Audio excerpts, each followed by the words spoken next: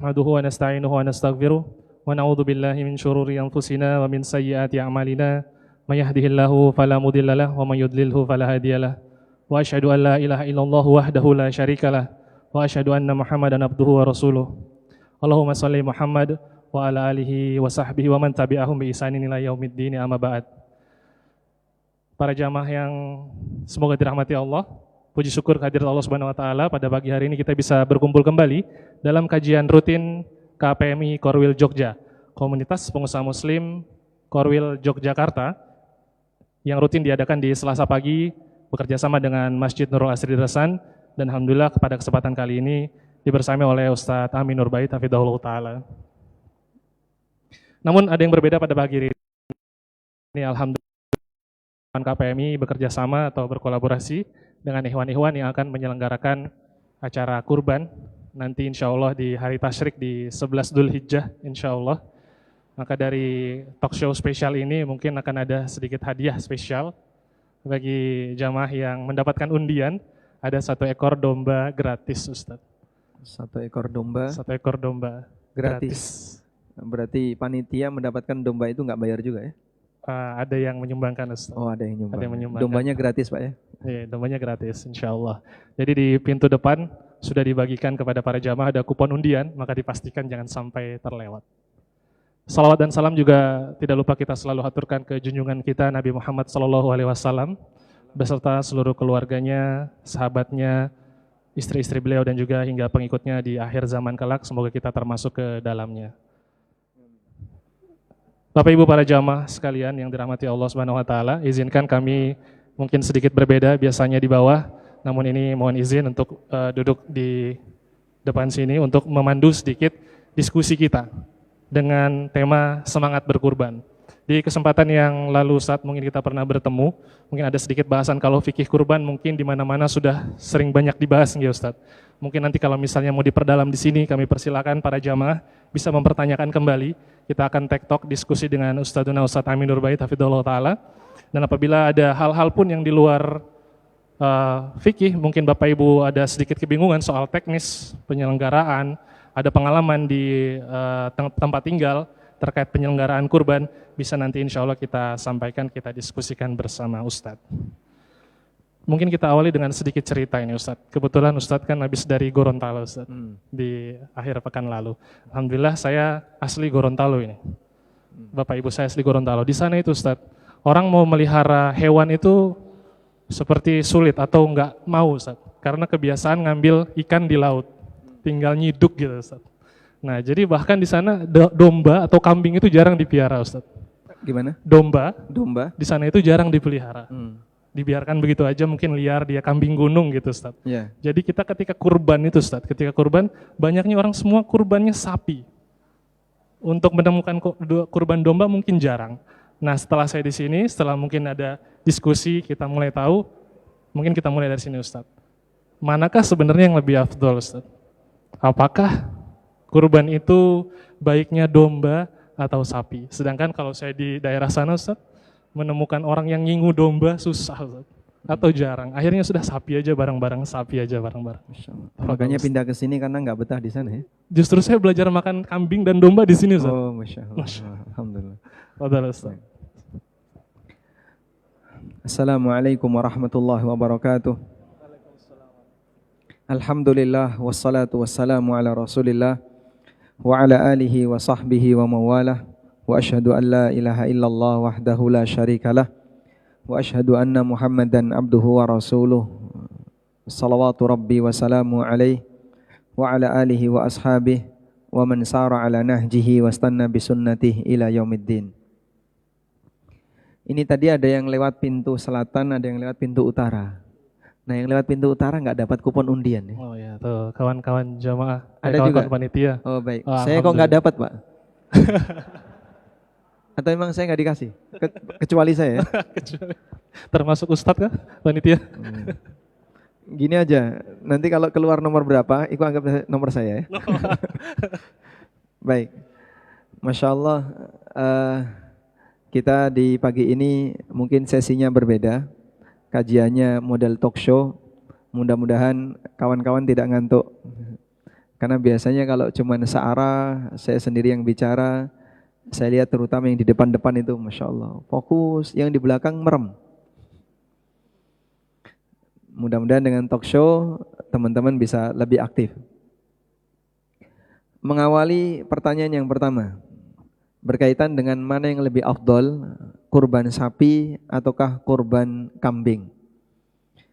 Kalau kurban sendirian, maka urutan afdolnya adalah onta, kemudian sapi, kemudian kambing. Itu kalau sendirian.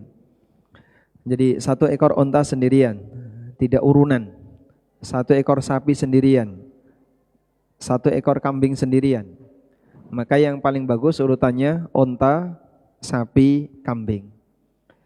Dalil akan hal ini adalah hadis riwayat Muslim, di mana Nabi SAW menyebutkan urutan keutamaan orang yang datang ke masjid ketika Jumatan. Siapa yang datang di awal waktu, faka'annama qarraba badanatan. Kata Rasulullah SAW, orang itu seperti berkorban seekor onta. Wa man ata fis sa'ati tsaniyah, dan siapa yang datang di waktu yang kedua, faka'annama qarraba baqaratan, maka dia seperti korban sapi. Siapa yang datang di waktu yang ketiga, dia seperti korban kambing. Rasulullah SAW membuat urutan. Yang hadir Jumatan, yang paling awal seperti korban onta, orang yang kedua seperti korban sapi, orang berikutnya seperti korban kambing. Dan ini menunjukkan bagaimana urutan keutamaan ketika orang itu berkorban.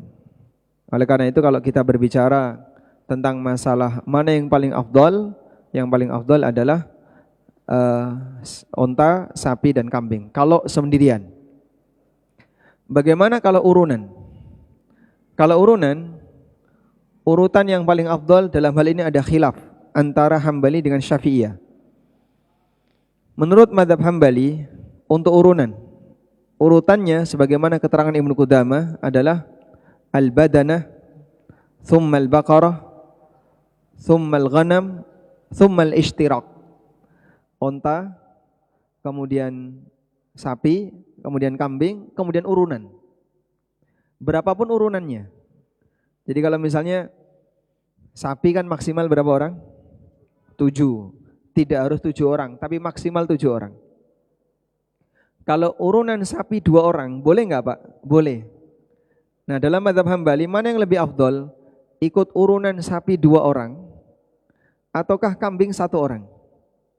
Kalau secara harga mungkin sapi 2 orang lebih mahal. Harga sapi berapa? Minimal berapa? 20 juta ada? 25.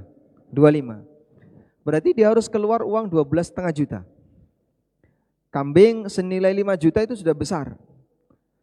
Dalam mazhab Hambali lebih afdal kambing senilai 5 juta sendirian daripada dia membayar 12,5 juta untuk iuran sapi. Karena urutan dalam mazhab Hambali adalah al-badana, thumma al-baqar, thumma al-ghanam, thumma al-ishtirak. Onta, sapi, kambing, kemudian urunan. Sementara dalam mazhab Syafi'iyah, berkaitan dengan masalah mana yang lebih afdal, kalau dalam mazhab Syafi'iyah, jika urunannya kurang dari 7 orang, lebih afdal daripada seekor kambing. Jika urunannya kurang dari 7 orang, lebih afdal daripada seekor kambing. Karena dia harus mengeluarkan yang lebih banyak. Biaya yang harus dia keluarkan lebih banyak. Dan ini berdasarkan hadis Nabi SAW tentang masalah budak. Budak apakah yang paling afdal untuk kita merdekakan? Rasulullah SAW menyebutkan anfasuhu wa athmanuhu, budak yang paling bernilai, yang paling mahal, itulah yang paling afdal untuk dimerdekakan. Artinya standarnya adalah semakin banyak uang yang dikeluarkan, maka kualitas kurban yang dilakukan oleh sang hamba lebih afdal. Maka kalau kurban jangan nyari yang gratisan ya. Sehingga kalau sekarang yang datang lebih banyak dengan harapan nanti bisa menang undian, tolong diubah niatnya. Luruskan niat. Wallahu a'lam. Atau mungkin kalau siapa yang dapat bisa dikasih ke orang lain ya nanti undiannya. Jazakallah ya Ustaz. Ternyata ada perbedaan pendapat dari beberapa mazhab terkait mana yang lebih afdol antara sapi atau domba atau kambing. Itu sebagai pertanyaan pembuka Ustaz. Mungkin kita kembali lagi ke esensi di awal Ustaz. Sebagai pemancing diskusi ini Ustaz. Ada sedikit bekal pertanyaan yang sudah kami siapkan. Mohon dijelaskan Ustaz, apa sih secara esensi kenapa Allah mensyariatkan atau Allah mendorong umat muslim untuk berkurban gitu Ustaz. Kenapa kita harus bersemangat mengejar kurban ini? Apakah ada yang ingin dituju oleh Allah untuk mengajarkan umat muslim ini Ustaz? Apa esensinya kita diperintahkan untuk berkorban? Jadi begini ya, alasan kenapa kita beramal itu adalah karena ada perintah. Jadi misalnya, kenapa Bapak sholat? Karena saya diperintah. Apa hikmahnya sholat? Itu beda lagi. Sehingga bedakan antara dua hal ya. Ada hikmah, ada alasan beramal, dan ada hikmah beramal. Kalau alasan kenapa kamu berkorban? Ya karena Allah perintahkan. Fasholli li rabbika wanhar. Kerjakanlah sholat untuk Rabbmu dan sembelihlah kurban. Maka alasan terbesar kenapa kita berkorban adalah sebab itu perintah Allah. Andai kan tidak ada perintah, ya kita tidak akan kerjakan. Sebab hukum asal ibadah itu mengikuti perintah. Kemudian yang kedua, kalau Anda bertanya tentang apa hikmah dari ibadah itu, nah yang seperti ini sifatnya ijtihadi. Kalau kita sudah bicara hikmah, itu sifatnya ijtihadi. Karena tidak semua hikmah dari ibadah itu ditunjukkan oleh Allah. Ada sebagian ibadah yang hikmahnya ditampakkan, ada sebagian ibadah yang hikmahnya tidak ditampakkan. Dan kalaupun hikmahnya ditampakkan, terkadang hamba belum merasakannya. Misal, apa hikmah mengerjakan sholat? Menurut Bapak apa hikmah mengerjakan sholat? Untuk mengaplikasikan tauhid, ketundukan kepada Allah Subhanahu wa taala. Mengaplikasikan tauhid. Allah menjelaskan tentang hikmah sholat. Inna sholata tanha anil fahsyai wal munkar. Sholat itu bisa mencegah dari perbuatan keji dan mungkar. Sehingga kalau orang itu sholatnya sholat yang benar, serius, dan berkualitas, sholat ini bisa menyebabkan orang terhindar dari aneka maksiat. Muncul banyak pertanyaan. Pak, saya sudah sholat bertahun-tahun, bahkan sholat saya sudah usahakan khusyuk, saya sudah sholat dengan disiplin, tepat waktu, dan seterusnya. Tapi maksiat yang kami lakukan tetap jalan. Dan banyak orang yang rajin sholat, tapi di luar beda. Di masjid kelihatan soleh, begitu di luar dia jadi penjahat misalnya. Mana katanya sholat bisa mencegah dari perbuatan keji dan mungkar? Nah itu salah satu di antara contoh. Allah sudah jelaskan hikmah, tapi terkadang manusia dia tidak merasakan hikmah ini ada di mana. Apakah saya sudah mendapatkannya? Ataukah selama ini ternyata yang saya lakukan tidak berarti sama sekali? Ada sebagian yang bisa merasakan dan ada yang tidak bisa merasakan. Baik, untuk sholat, kenapa ada orang yang sholat tapi dia ternyata masih rajin maksiat? Yang perlu diperhatikan adalah bahwa saat orang itu sholat, begitu ketika dia sholat, dia nggak maksiat. Tidak ada ibadah yang ketika dikerjakan dalam tempo tertentu, pelakunya tidak bisa maksiat selain sholat. Orang puasa bisa maksiat nggak Pak? Bisa. Orang haji di umroh bisa maksiat. Bayar zakat sambil maksiat. Tapi kalau sholat, mau maksiat pakai apa? Wong dia sedang sholat. Namun kalau orang puasa kan rentangnya panjang. Dari mulai subuh sampai maghrib. Antara subuh sampai maghrib nggak maksiat. Kayaknya kok mustahil. Sangat banyak tindakan maksiat yang dilakukan. Demikianlah kurang lebih penjelasan bahwa sholat bisa mencegah dari perbuatan keji dan mungkar. Baik, sekarang kita lihat tentang kurban. Kurban itu hikmahnya apa sih? Hikmah puncak dari semua ibadah itu satu. Apa? Liiqamati dzikrillah. Dalam rangka untuk menegakkan zikrullah. Dalam rangka menegakkan zikrullah. Nabi SAW pernah menjelaskan tentang tawaf, tentang lempar jumrah, tentang sa'i. Kata beliau SAW, innama ju'ilat tawafu bil bait was sa'yu baina safa wal marwa wa ramyul jimar liiqamati dzikrillah. Adanya perintah untuk tawaf, untuk sa'i, untuk lempar jumrah, semuanya adalah dalam rangka untuk mengagungkan nama Allah. Esensi dari ibadah di situ. Karena orang ketika mengagungkan nama Allah, dia akan semakin bertakwa kepada Allah. Dan kurban untuk mengagungkan nama Allah sehingga mengantarkan orang untuk semakin bertakwa kepada Allah. Maka Allah katakan dalam Al-Qur'an, la yanalallaha luhumuha wala dima'uha walaki yanaluhut taqwa minkum. Yang sampai kepada Allah bukan dagingnya, bukan darahnya, namun yang sampai kepada Allah adalah takwanya. Takwa ini bentuknya gimana, Pak? Berawal dari ketundukan seorang hamba. Mau enggak kamu melepas sebagian harta yang kau sayangi untuk kemudian kau lepaskan dari kepemilikanmu dengan kau sembelih hewan itu? Dan itu salah satu dari bukti dia lebih memilih perintah Allah daripada apa yang dia cintai, apa yang dia sayangi, berupa harta. Dan hikmah itu mungkin bagi Anda, ini normatif, saya juga tahu, betul. Dan mungkin sering disampaikan oleh banyak orang ketika pengajian menceritakan tentang masalah hikmah berkorban. Namun dari situlah bukti bahwasanya Anda punya ketundukan. Dan ketika Anda punya ketundukan, Anda lakukan itu karena mengagungkan Sang Pencipta. Dan itu akan mengantarkan orang kepada takwa. Intinya semuanya bermuara kepada ketundukan kamu ada di mana. Kamu mau enggak melakukan seperti ini? Aku mau. Di saat kamu mau, itulah bukti ketundukan Anda. Makanya ujian masing-masing orang berbeda-beda. Apa yang menurut Anda paling berat untuk dilakukan? Padahal itu perintah syariat dan Anda paksakan untuk melakukannya. Itu salah satu di antara bukti Anda lebih milih perintah Allah daripada apa yang Anda cintai. Nah, mungkin sebagian orang kurban terasa ringan karena dari sisi finansial dia dimudahkan. Ada sebagian orang yang berat dari sisi puasa misalnya, atau berat dari sisi amal ibadah ini, amal ibadah ini. Ketika dia mengupayakan untuk memaksa itu, walaupun terasa berat dalam rangka menjalankan ketaatan kepada Allah, di saat itulah dia sedang tunduk kepada Allah Subhanahu wa taala.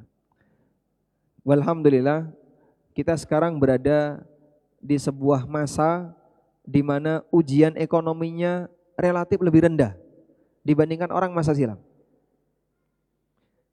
Saya boleh sebut ujian ekonomi orang sekarang relatif lebih rendah. Semiskin-miskinnya orang masih bisa makan.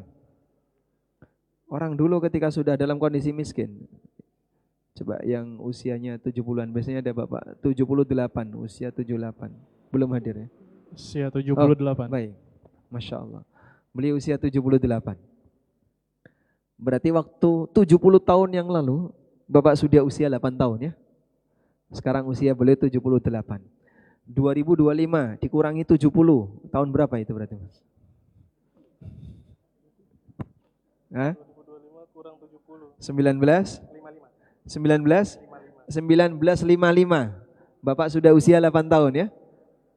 Di tahun 1955 Bapak sudah usia 8 tahun. Merasakan permen enggak Pak waktu itu, Pak? Permen, sudah pernah makan permen? Belum. Makanan yang paling mewah di tahun 55 Bapak, yang pernah Bapak rasakan? Singkong. Getuk telo. Gula mahal. Tanpa gula. Jadi makanan anak sekarang misalnya ya, anak sekarang dikasih roti itu enggak mau. Kasih roti enggak mau, dikasih biskuit enggak mau, kasih wafer enggak mau. Kita dulu kan kalau buka kaleng kongguan yang dicari apa? Wafer Hah? Ustaz. Yang diplastikin Ustaz. Dicari yang diplastikin. Kalau enggak yang bentuknya panjang itu, kayak Astor ya, atau wafernya. Sekarang anak dikasih kayak gitu, enggak nyentuh dia. Masya Allah, sudah bergeser. Padahal zaman kita dulu kalau ketemu kayak gitu, wah, seperti menemukan harta karun yang luar biasa. Jadi incaran banyak anak. Sehingga ujian ekonomi orang dulu lebih berat daripada ujian ekonomi orang sekarang. Karena itu masing-masing diberi oleh Allah ujian yang beragam.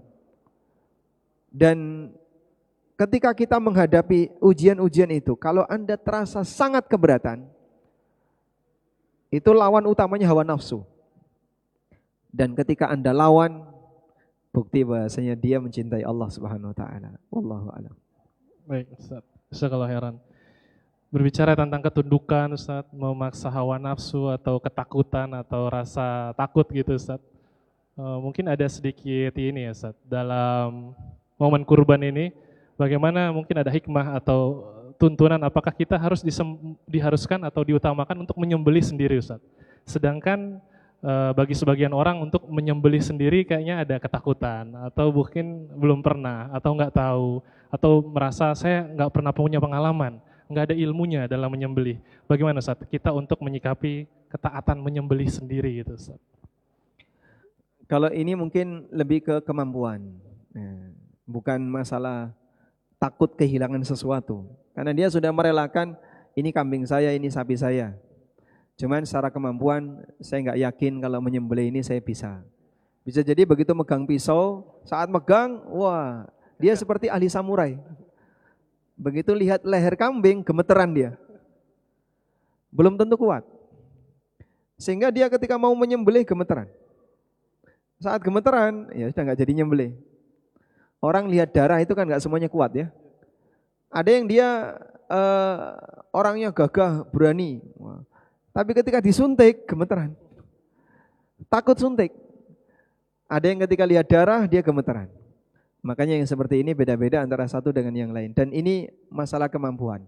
Kalaupun memang yang bersangkutan yakin tidak mampu, daripada nanti menyembelihnya malah nggak karuan, ya, baca bismillah saja gemeteran.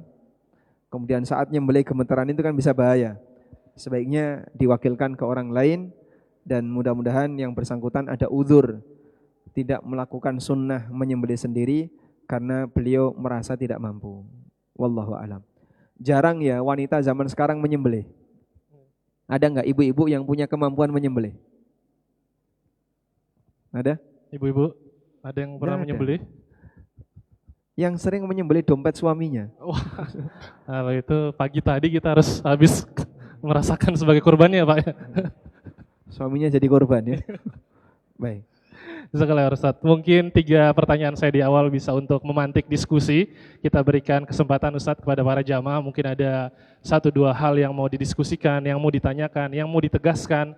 Mungkin atas jawaban-jawaban dari pertanyaan jamaah sekalian bisa dilemparkan kepada kami untuk kita diskusikan. Monggo, kami buka sesi pertanyaan pertama. Dari para jamaah, ada yang mau bertanya? Kami persilakan. Oh, sudah ada di kertas Ustaz. Bagi para jamaah ibu-ibu atau yang umahat, akhwat, apabila ingin bertanya bisa juga melalui kertas, nanti disampaikan kepada kami. Atau bisa juga melalui WhatsApp, nanti insya Allah sampai ke kami. Pertanyaan dari yang tertulis Ustaz, izin membacakan. Bismillah, Assalamualaikum warahmatullahi wabarakatuh. Waalaikumsalam warahmatullahi wabarakatuh. Untuk kurban bisa diniatkan oleh kepala keluarga untuk seluruh anggota keluarga. Batasan yang disebut keluarga itu seperti apa Ustadz? Jika ortu tidak mampu berkurban namun tidak tinggal serumah atau di luar kota, apakah bisa diniatkan untuk ortu tersebut? Jika ortu sudah meninggal, sebelumnya juga tidak tinggal serumah, apakah bisa diniatkan untuk ortu yang sudah meninggal tersebut? Satu lagi, jika mertua sudah meninggal, sebelumnya tinggal serumah, apakah bisa juga diniatkan untuk beliau? Jazakallahu khairan. Nah, jadi keterangan bahwasanya kurban itu ibadah keluarga, ini pernah disampaikan oleh sahabat Abu Ayyub Al-Ansari radhiyallahu anhu. Beliau pernah ditanya oleh seorang ulama tabi'in, bagaimana kaifa kanat dhahaya fi ahdi Rasulillah sallallahu alaihi wasallam? Bagaimana teknis berkorban di zaman Nabi sallallahu alaihi wasallam? Lalu jawab sahabat Abu Ayyub, beliau mengatakan, kana ahaduna yudhahi bisyati anhu wa an ahli baiti. Kami dulu menyembelih seekor kambing atas nama dirinya dan seluruh anggota keluarganya. Sehingga praktek ini menunjukkan bahwasanya kurban itu ibadah rombongan. Satu orang mewakili keseluruhan. Lalu yang bisa dimasukkan dalam kegiatan atas nama kurban itu siapa saja selain yang punya hewan. Jadi yang utama adalah yang punya hewan. Yang punya hewan ini bisa suami, bisa istri, karena bisa laki, bisa perempuan. Sehingga kalau uangnya datang dari milik istri pribadi, lalu istri membeli seekor kambing, berarti itu kurban atas nama istri dan seluruh anggota keluarganya. Kalau uangnya dari suami, berarti aturannya sama. Uangnya dari anak, berarti kurban atas nama anak dan seluruh anggota keluarganya. Baik. Lalu apa batasan anggota keluarga? Kami menemukan keterangan Imam Al-Baji dalam hal ini. Imam Al-Baji, beliau ulama mazhab Malikiyah. Kalau enggak salah abad 5 hidupnya beliau. Al-Baji rahimahullah ketika menjelaskan tentang batasan keluarga, kata beliau, yakni bi ahli baitihi ahlan nafaqah. Yang dimaksud dengan ahlul bait itu adalah ahlun nafaqah. Ahlun nafaqah artinya orang yang masih dalam tanggung jawab lingkaran nafkah. Lingkaran nafkah. Lingkaran nafkah itu meliputi usul dan furu'. Usul dan furu'. Orang tua ke atas dan anak ke bawah. Sehingga kalau orang tua masih memberikan nafkah kepada anaknya, maka di saat orang tua ini berkorban atas nama dirinya dan keluarganya, seluruh anaknya yang berada di bawah nafkahnya ikut dapat. Tapi kalau ada anak yang sudah mentas, dia sudah kerja sendiri, punya sumber pendapatan sendiri, sehingga tidak lagi dinafkahi oleh orang tuanya. Begitu orang tuanya berkorban atas nama dirinya dan anggota keluarganya, maka anak yang sudah mentas ini sudah tidak lagi ikut dalam lingkaran tadi, karena dia sudah terpisah dengan orang tuanya. Hal yang sama juga ketika anak berkorban atas nama orang tua, atas nama dirinya dan orang tuanya atau seluruh anggota keluarganya. Bapaknya sudah tidak mampu dan dulu dinafkahi oleh sang anak, walaupun tidak tinggal satu rumah. Lalu sang anak ini berkorban atas nama seluruh anggota keluarganya, maka insya Allah bapaknya juga turut serta di situ. Mertua masuk enggak? Yang kami pahami, karena mertua bukan termasuk orang yang wajib kita nafkahi, maka tidak termasuk. Sehingga misalnya ada ibu-ibu yang ingin melibatkan orang tuanya turut mendapatkan pahala kurban, Anda bisa kurban atas nama uang pribadi, ya, dengan minta suami. Nah, setelah dipakai untuk beli kambing, silakan Anda sembelih atas nama diri Anda dan seluruh anggota keluarga Anda. Orang tua Anda yang sudah meninggal, yang dulu pernah Anda nafkahi misalnya, insya Allah turut mendapatkan pahalanya. Wallahu a'lam. Jazakallahu Ustaz. Pertanyaan berikut, alhamdulillah sudah masuk beberapa pertanyaan melalui WhatsApp Ustaz. Bismillah Ustaz, mana yang lebih afdol, kurban satu sapi di satu tempat atau kurban 7 ekor kambing di beberapa tempat? Kemudian kalau 7 ekor kambing tersebut, apakah tetap atas nama kepala keluarga atau bisa dinamakan masing-masing anggota keluarga? Membandingkan dua kasus itu tadi ya, kurban seekor sapi di satu tempat atau 7 kambing di banyak tempat.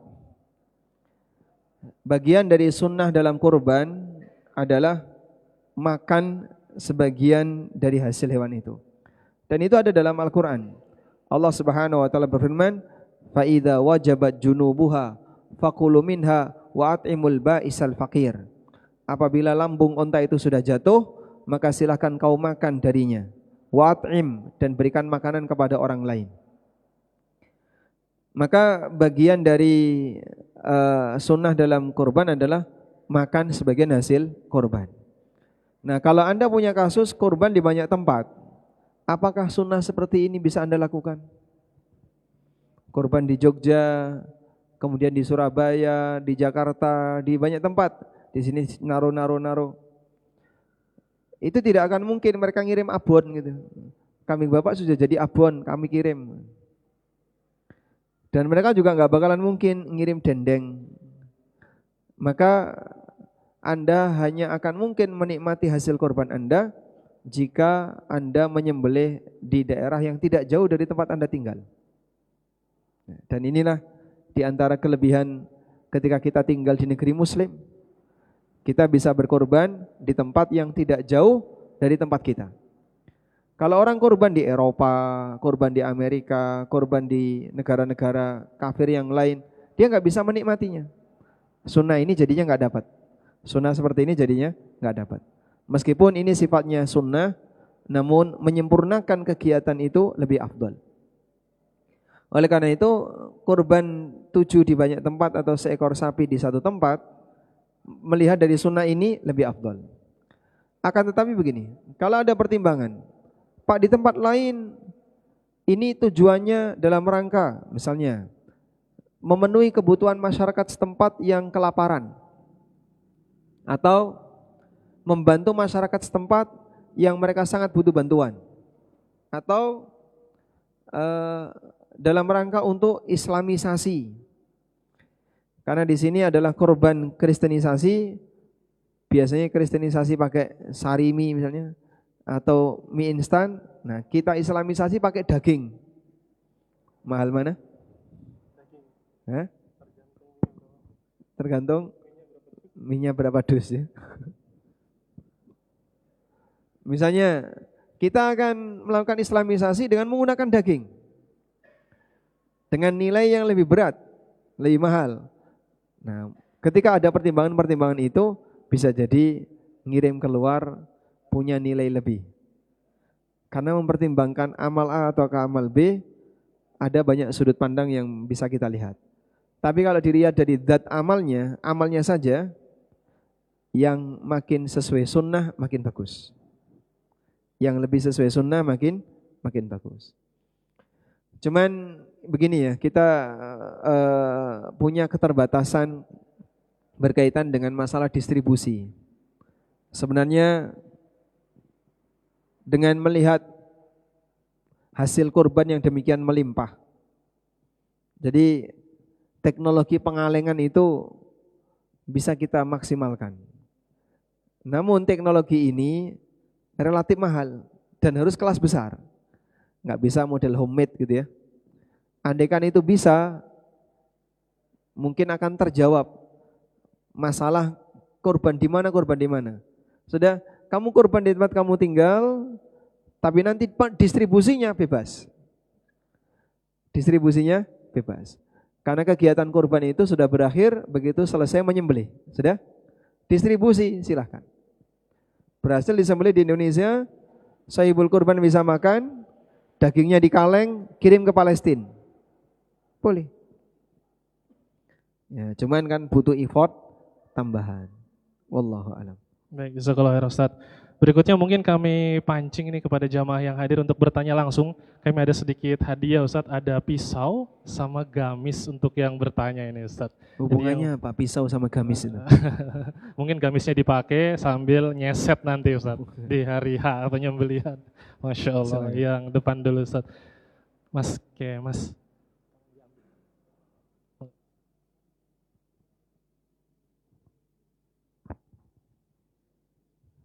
Assalamualaikum warahmatullahi wabarakatuh. Waalaikumsalam warahmatullahi wabarakatuh. Izin bertanya Ustadz, jika ada orang yang dia itu punya hutang, terus dia kepengen banget untuk berkurban, apa yang diprioritaskan dulu Ustadz? Membayar hutangnya dulu atau mengusahakan untuk berkurban? Terus yang kedua, hukumnya untuk berkorban atas nama orang yang sudah meninggal itu seperti apa? Untuk orang yang sudah meninggal itu seperti apa? Jazakallahu khairan katsiran. Baik. Kalau ada orang punya utang sementara dia pengen berkorban, mana yang didahulukan, bayar utang atau kurban? Dan bolehkah kurban dari utang? Untuk pilihan mana yang lebih didahulukan, kurban atau utang? Melihat dari utangnya. Utangnya ini mendesak untuk dibayar atau tidak mendesak. Kalau sekiranya utangnya tidak mendesak, masih bisa ditunda, dan pemberi piutang juga tidak nagih dan seterusnya, insya Allah dalam hal ini kurban lebih afdal karena utangnya tidak mendesak untuk dibayarkan. Dan sebaliknya, kalau utangnya mendesak, kamu dahulukan utang. Dan jangan melakukan amal kurban sebelum kewajiban kamu kepada orang lain tertunaikan. Kemudian yang kedua, boleh enggak kurban sambil utang? Enggak punya uang kemudian kurban, utang. Jawabannya boleh. Dengan catatan dia yakin bisa melunasi. Misalnya tahun ini atau bulan ini mendekati Idul Adha, saya enggak punya dana untuk kurban. Tapi saya yakin karena saya akan terus bekerja, mudah-mudahan besok nanti saya dapat uang untuk nutupi itu. Dia utang utamanya 2 juta, dipakai beli seekor kambing agar tetap bisa kurban. Hukumnya boleh. Dulu ada seorang ulama namanya Abu Hazim. Beliau ulama tabi'in ya. Kalau enggak tabi'in ya tabi'in. Abu Hazim, nama beliau cukup sering disebutkan oleh Al-Hafidz Ibnu Katsir dalam tafsirnya, termasuk ulama ahli hadis. Abu Hazim ini pernah utang onta untuk kurban. Lalu ketika beliau ditanya, kenapa kok sampai harus utang? Karena Allah berfirman, lakum fiha khair. Kalian akan mendapatkan banyak kebaikan dalam onta kurban itu. Maka beliau ketika itu tidak mampu untuk beli onta, akhirnya sampai utang agar bisa beli onta, sehingga bisa dipakai untuk kurban. Dari sinilah kita bisa lihat bagaimana semangat orang masa silam untuk berkorban walaupun dengan cara utang. Dan Anda juga boleh seperti itu. Apa boleh Pak? Selama Anda yakin bisa menutupi, silahkan. Yang ketiga tadi apa? Yang ketiga,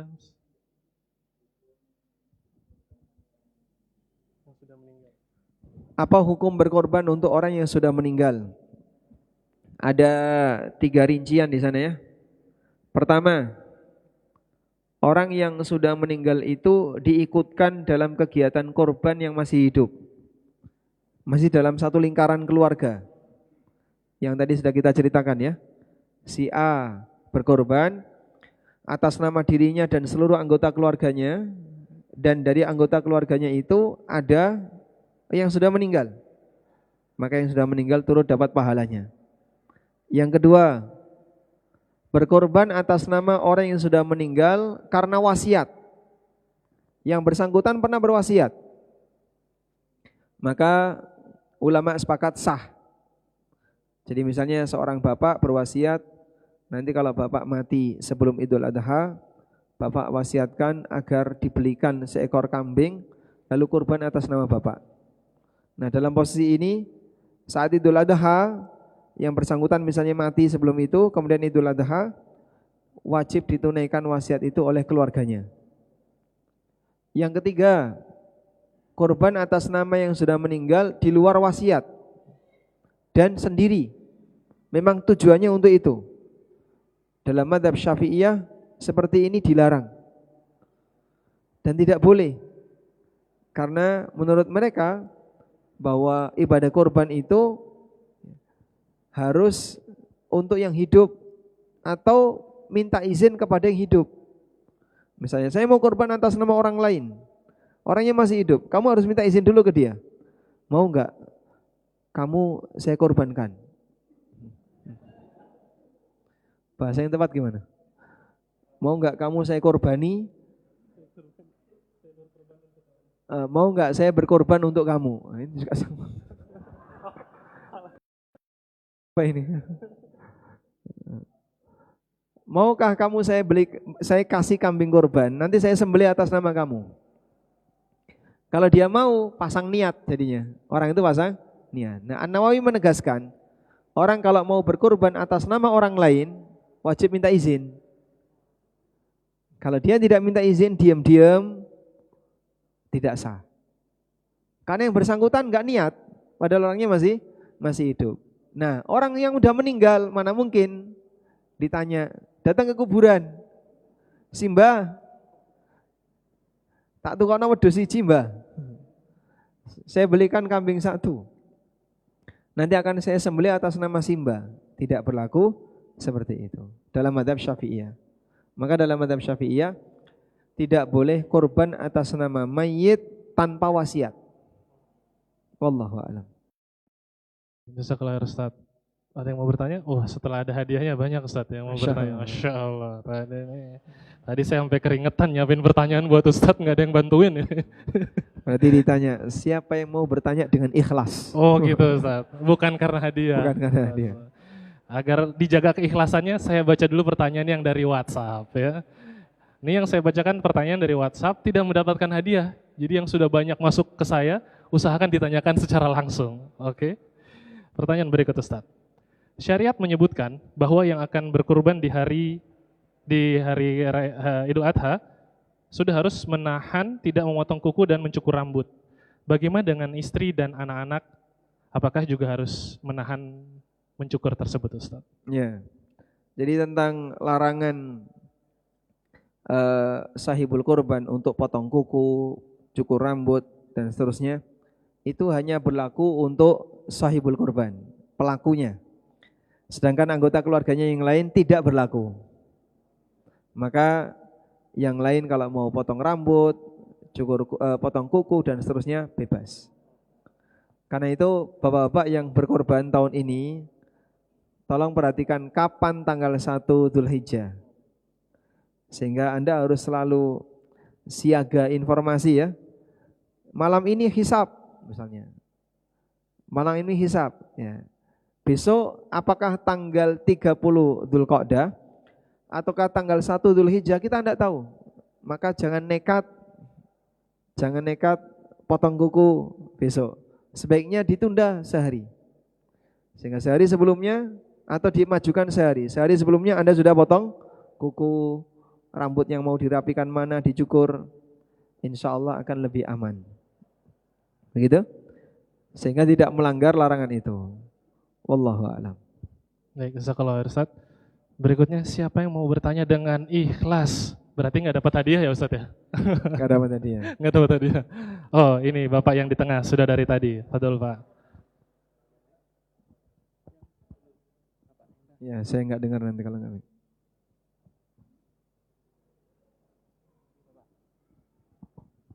Barakallahu fikum Ustaz. Mohon dijelaskan tentang seberapa besar hak shahibul kurban untuk mengambil bagian dari kurbannya. Sebab ada panitia itu yang kekeh, shahibul kurban itu hanya mendapatkan sepertiga dari bagian kurbannya. Dan berwujud daging. Ketika shahibul kurban itu mau minta iga misalnya, itu enggak boleh. Karena sudah mendapatkan sepertiga. Lalu seberapa besar hak panitia untuk mendapatkan bagian dari kurban? Jazakumullahu khairan. Seberapa besar hak sahibul kurban terhadap hewan kurbannya? Jawabannya semuanya. Karena kambing ini punya siapa? Sahibul kurban. Kenapa panitia nguasai? Panitia cuma dititipi, bukan dikasih, enggak ngasih. Nah, disinilah kesalahan orang dalam memahami status kepemilikan. Enggak ada ceritanya sahibul kurban itu memberi hewan kurban dengan tujuan hibah. Kalau hibah berarti bukan miliknya lagi, itu tetap milik sahibul kurban. Dia tidak sedang menghibahkan hewan kurban. Tapi dia titip hewan kurban untuk dikelola oleh panitia, ditangani oleh panitia. Sehingga ketika itu dititipkan, berarti siapa miliknya? Siapa pemiliknya? Sahibul kurban, itulah pemiliknya. Nah terus ngapain dia titip ke sini? Loh katanya kamu membuka penitipan. Panitia mengumumkan ya, di sini akan diadakan kurban. Ya kalau gitu ada biayanya. Baik, bayar. Berapa biayanya seekor kambing untuk pengelolaan? 200.000. Bayar 200.000.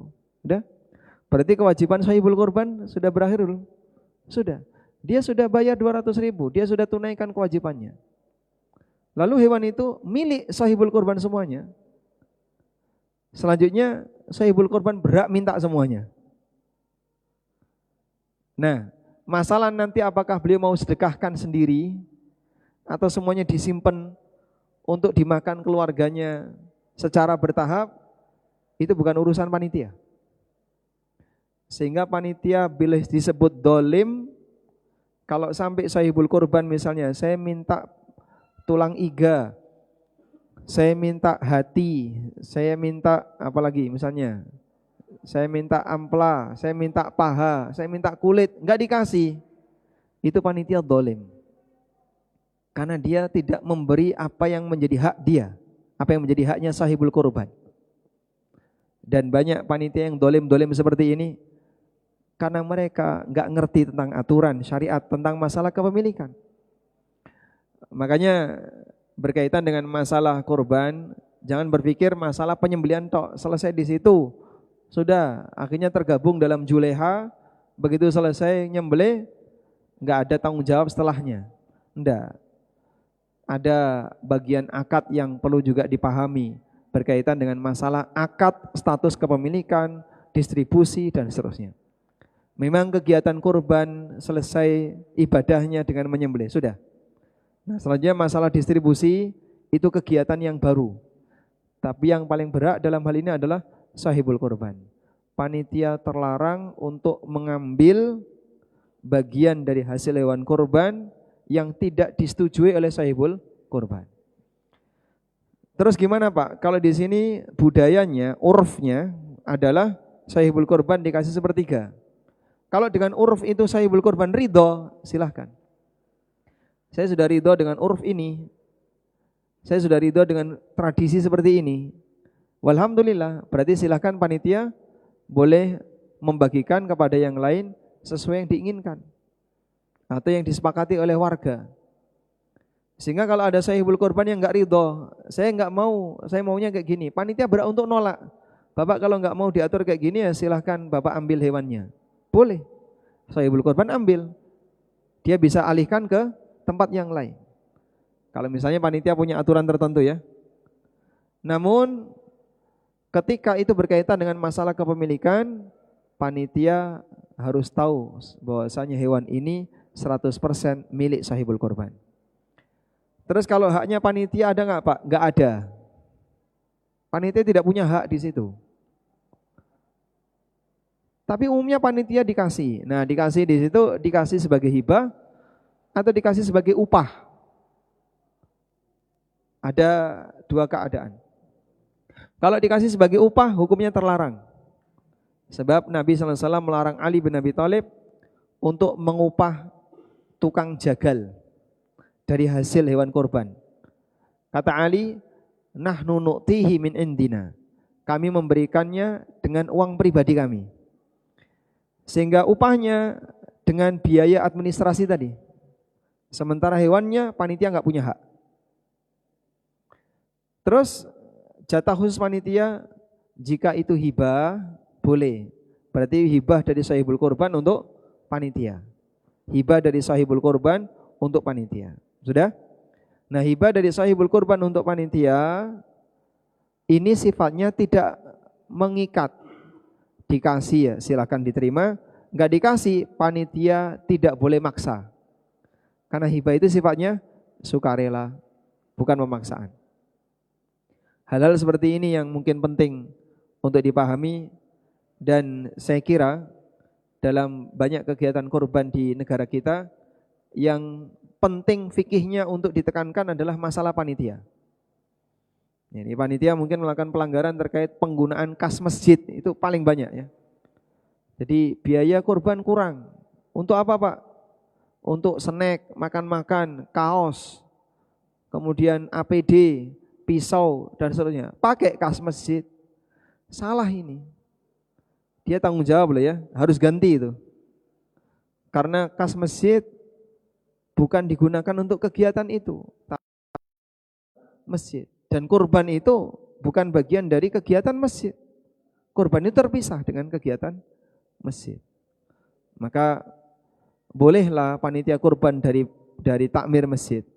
Tapi kurban itu bukan kegiatan masjid.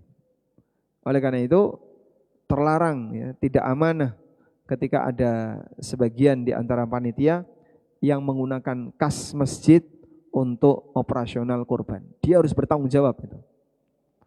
Wallahu a'lam. Jazakallah Ustaz. Bapak nanti motong atau nyeset sendiri. Jadi pertanyaannya mau pisau atau mau gamis? Udah punya dua-duanya? Pisau udah punya dua, berarti yang ini? Oh ya, mau nggak Mas? Kesempatan berikut, yang mau bertanya tapi mau nambahin hadiah. Oh, bukan dapat hadiah, oh, enggak. Nambahin hadiah ya Mas? Oh enggak. Oh Masya Allah. Mas monggo, yang coklatnya Mas.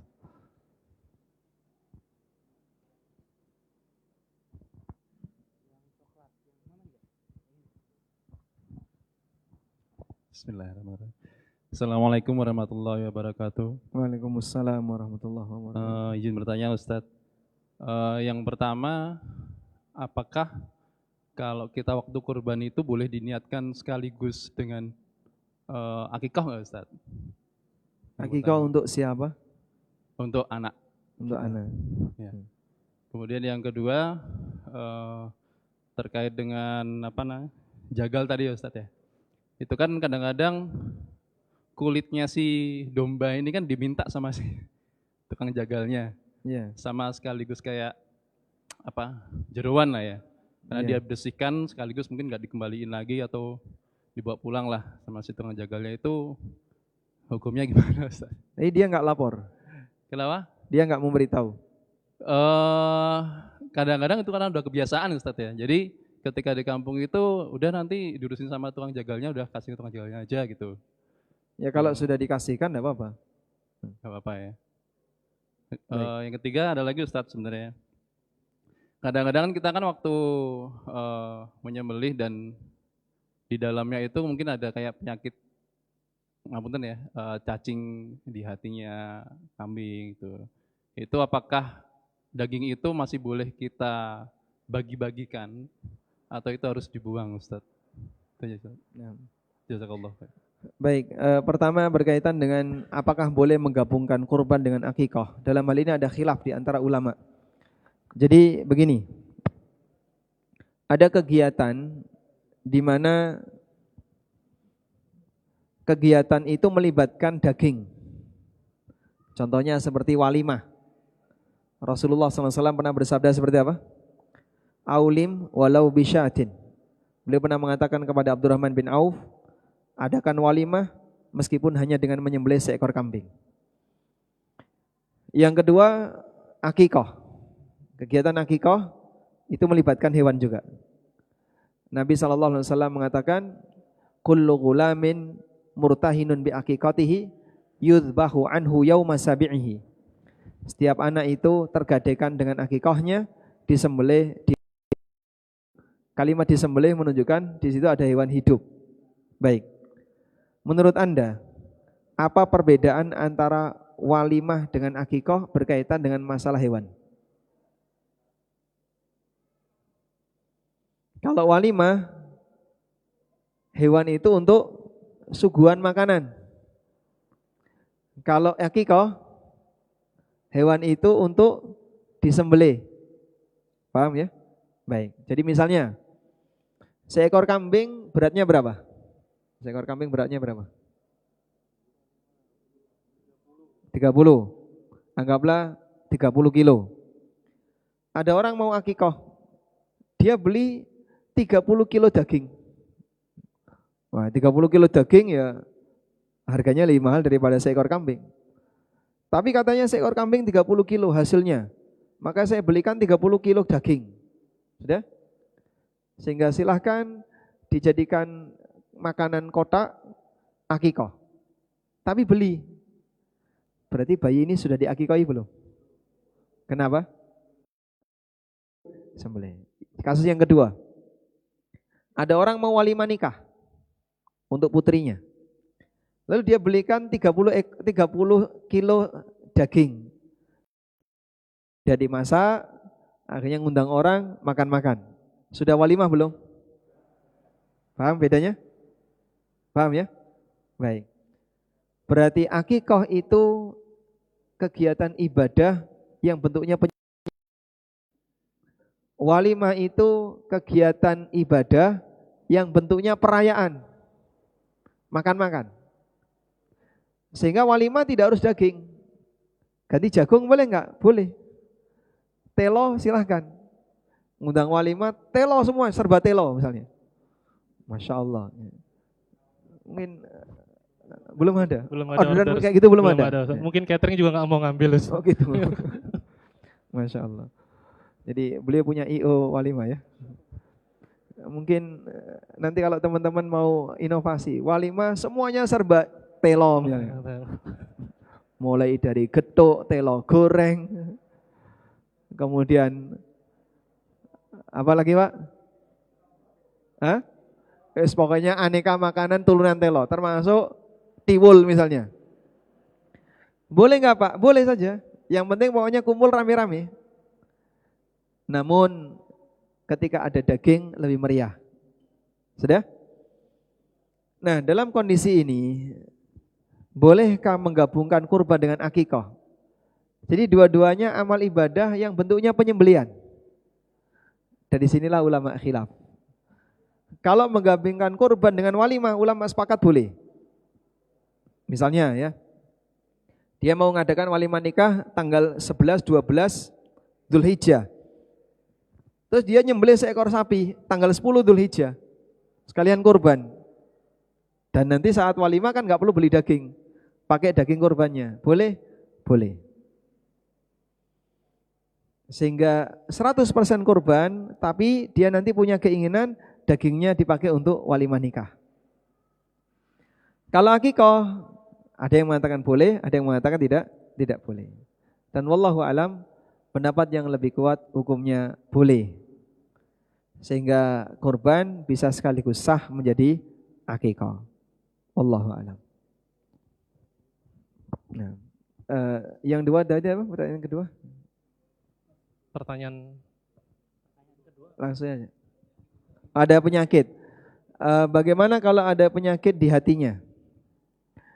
Sehingga kambing ini punya penyakit hati. Ya. Apakah dagingnya boleh dibagikan? Kalau dari sisi kesehatan saya nggak tahu. Tapi kalau dari sisi keabsahan kurban, Nabi SAW menyebutkan 4 cacat yang tidak boleh dipakai. Arba'atun la tujzi'. 4 cacat hewan kurban yang tidak boleh dipakai.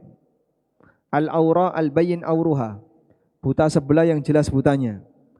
Wal maradu al-bayyin maraduha. Yang sakit dan jelas sakitnya.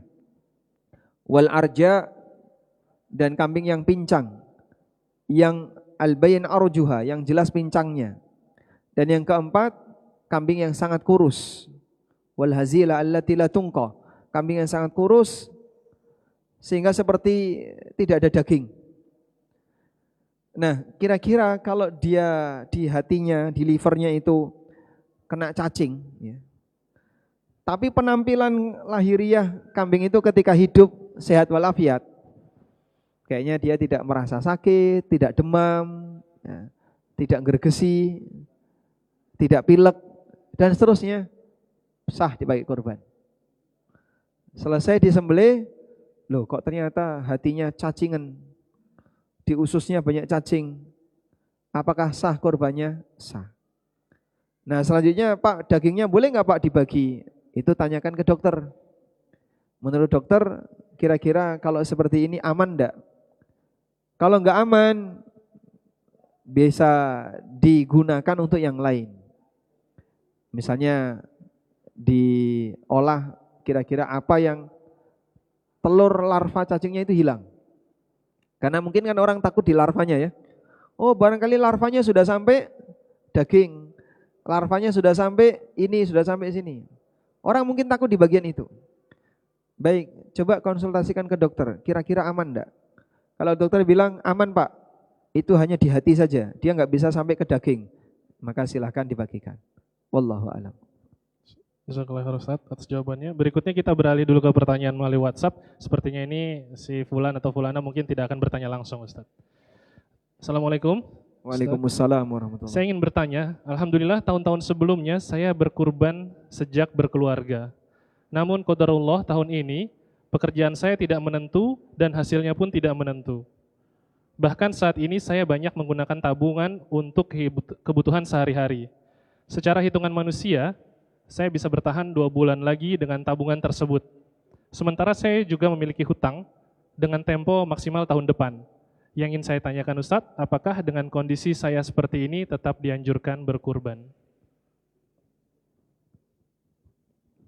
Sekiranya Anda bisa berkorban dan itu tidak terlalu mengganggu ekonomi Anda, ya mungkin sedikit mempengaruhi tapi tidak terlalu mengganggu. Misalnya kurban minimalis ya, dengan nilai 400 ribuan. Mungkin Anda bisa 400 ribu ada nggak? Hah? Cempe umur berapa? 400 ribu. Kalau sudah 6 bulan betina boleh. Jadi kambing 6 bulan, domba ya. Domba, gembel 6 bulan betina. Anggaplah harga 500, dapat 500. Baik, silakan dibagi korban. Tapi kalau sekiranya saya nggak sanggup Pak, ketika Anda nggak sanggup ya sudah. Berarti tahun ini Anda tidak perlu memaksakan diri untuk korban. Wallahu a'lam. Nah. Satu pertanyaan lagi ingin bertanya langsung, Mas.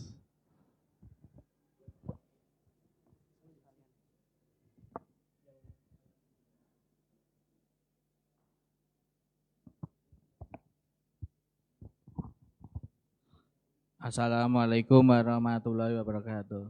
Waalaikumsalam warahmatullahi wabarakatuh. Mau tanya Tat, ini masalah di korban itu kan sering terjadi di masyarakat, di suatu perumahan atau masjid-masjid yang sering terjadi itu kadang dagingnya berlebih, tapi belum ada tim reaksi daging atau tim reaksi cepat untuk menangani daging-daging yang sudah terlanjur hari itu menyembelih banyak. Tapi tim-tim distribusi kadang kesibukan waktunya, mengatur waktu distribusi karena kalau daging kan ada masa waktunya kalau biar nggak busuk. Nah itu berapa jam biar nggak kelamaan atau model sembelih satu terus nanti distribusikan ke pemetaannya yang sudah ditunjuk. Sedangkan juga sekarang itu di beberapa daerah yang katanya nggak pernah ada korban, ada dapat jatah daging.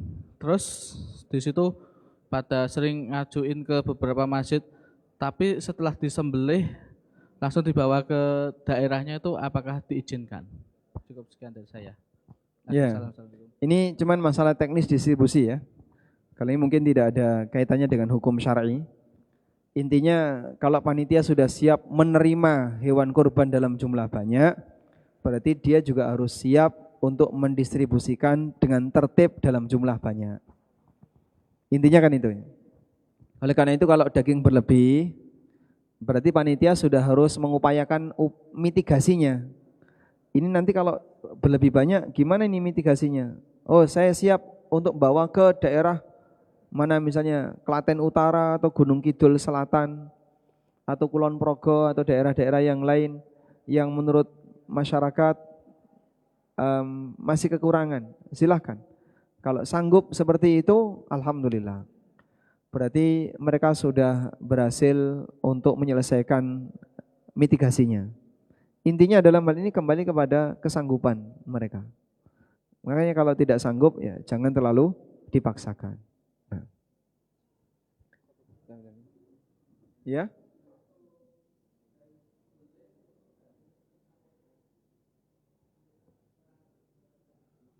Saya nggak tahu kalau waktu itu ya.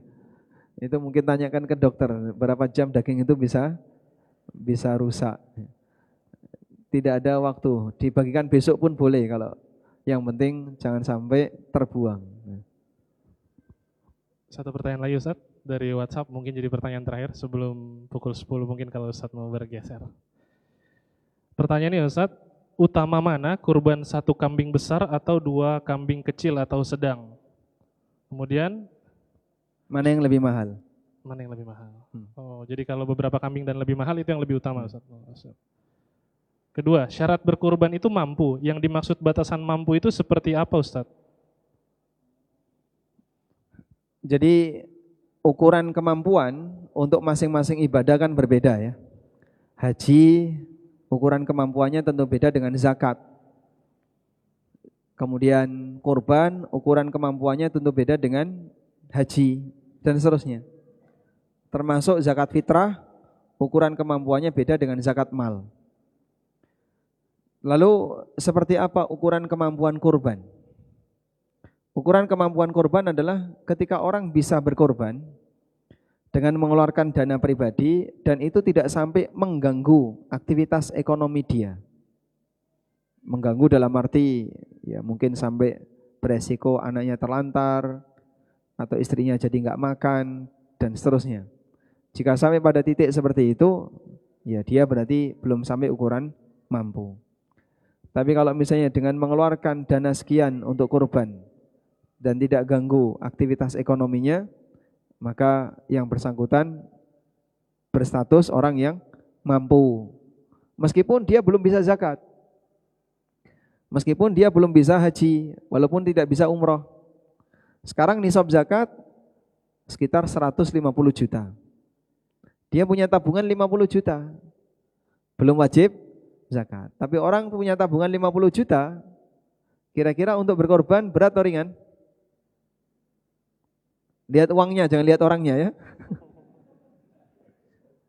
Orang punya tabungan 50 juta, ngelihat uangnya kira-kira dipakai korban berat atau ringan? Ya seharusnya ringan. Karena korban di angka 2 juta sudah boleh, di angka 3 juta sudah boleh. Artinya dari 50 juta untuk diambil 3 juta itu bukan sesuatu yang beresiko bagi kondisi ekonomi keluarganya. Wallahu a'lam. Jazakallahu khairan Ustadz. Boleh enggak? Ya. Setelah selesai kajian. Baik, jazakallahu khairan Ustadz dan juga jazakumullah khairan kepada Bapak Ibu jamaah sekalian yang sudah membersamai kajian rutin berupa talk show pada pagi hari ini yang diselenggarakan oleh KPMI Korwil Jogja dan juga bekerjasama dengan ANB Channel, Masjid Nurul Asri Dersan, Kurban Istimewa, JEC, Kampus Jalanan, dan juga Abdullah Project. Masya Allah. Ada berapa itu yang ikut bergabung dalam panitia? Masya Allah, kalau panitia banyak Ustadz. Jadi ini panitia semua ini? Oh bukan Ustadz. Kalau panitia semua. Jadi nanti itu Ustadz di sana kita masak bareng langsung dagingnya. Jadi mungkin bisa jadi solusi bagi yang tadi kelebihan daging atau kelebihan hewan kurban bisa dialokasikan akan dimasak gratis dan dibagikan secara gratis. Di mana tempatnya? Di JEC insya Allah. Ustaz. JEC? Jogja Expo Center, di halaman parkirnya Ustaz. Masya Allah, baik. Insya Allah. Mungkin cukup sekian dulu untuk sesi tanya jawab kita. Nanti setelah kita tutup akan kita adakan undian hadiah utamanya. Begitu Ustaz. Kami ucapkan jazakumullah khairan kepada kawan Bapak Ibu sekalian jamaah yang sudah hadir. Semoga ilmu yang kita dapatkan pagi ini bisa bermanfaat bagi kita sekalian. Demikian mudah-mudahan Allah Subhanahu wa taala memberikan kemudahan dan semangat bagi kaum muslimin untuk bisa menjalankan kegiatan kurban ini dengan lebih baik dan maksimal, dan semoga Allah menerima amal kita semuanya. Wassallallahu ala nabiyyina Muhammadin wa ala alihi wa sahbihi wasallam. Wa akhiru da'wana anil hamdulillahi rabbil alamin. Wassalamualaikum warahmatullahi wabarakatuh. Waalaikumsalam warahmatullahi wabarakatuh.